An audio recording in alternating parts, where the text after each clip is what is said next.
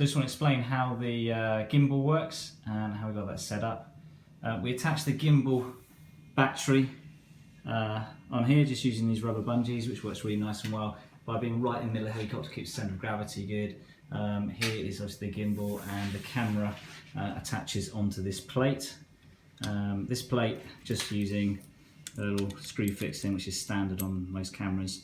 At the back, the plate slides forwards and backwards. The really important thing if you want to get nice smooth footage is to make sure that you balance the gimbal really well. Obviously, depending on the camera you use, you'll need to rebalance it. We've got it set up at the moment for a Canon 5D, and it's balanced really nicely for that. There are various tutorials online that will show you exactly how to balance it really well, so have a look at that. Those.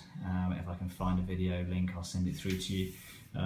But this is all the gimbal. So on the gimbal, you've got the radians, which provide the stabilisation, and here you have the transmitter, the video transmitter, which should have a yellow light on because we have got the battery plugged in. That transmits down to the receiver. Currently don't have a camera set up on it, and then of course you can connect your camera through using the composite connection, and that just connects through to the video transmitter and goes down. When you initially plug the gimbal in to the gimbal battery, just plug it in here, the stabilisation will start working straight away using the radians and the servos. At the moment the transmitter is off, and while the transmitter is off, the stabilisation will work by keeping the, if I can lift it while I'm doing this, you'll see the stabilisation will stabilise in roll and in pitch, but if I turn the helicopter, the whole gimbal will turn with the helicopter, so it keeps fixed position pointing forwards, and what that means is you've got stabilisation of the camera, and you can fly it with a nicely stabilised camera, even if you're just operating with one single pilot and you haven't got yourself a camera operator. Once you turn on the video transmitter and it comes up, you'll get a noise unless you move the throttle back, and probably some of these switches are redundant for what we need them for, but you put most of them forward, it'll get rid of the beeping noise. And you notice, I don't know if you can tell on the video, but the gimbal is now inert. So now, if I were to move the helicopter, the gimbal wouldn't provide any stabilisation at all, so it's just rigid with the helicopter. So once the transmitter is switched on, it basically turns off the stabilisation on the gimbal until the camera operator is ready to operate it and switch it on.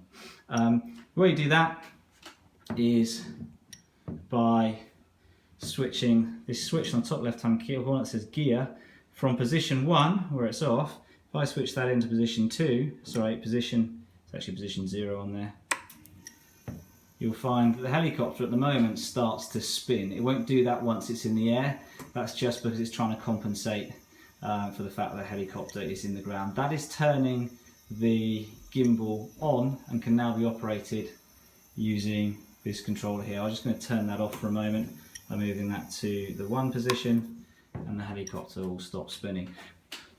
So you don't want to turn the gimbal on using this transmitter till the helicopter's in the air, because otherwise the pilot finds it really hard to orientate the helicopter for takeoff. And what you ideally really want to do is make sure that you switch this switch here back to the 1 position, the off position effectively, before the pilot lands the helicopter.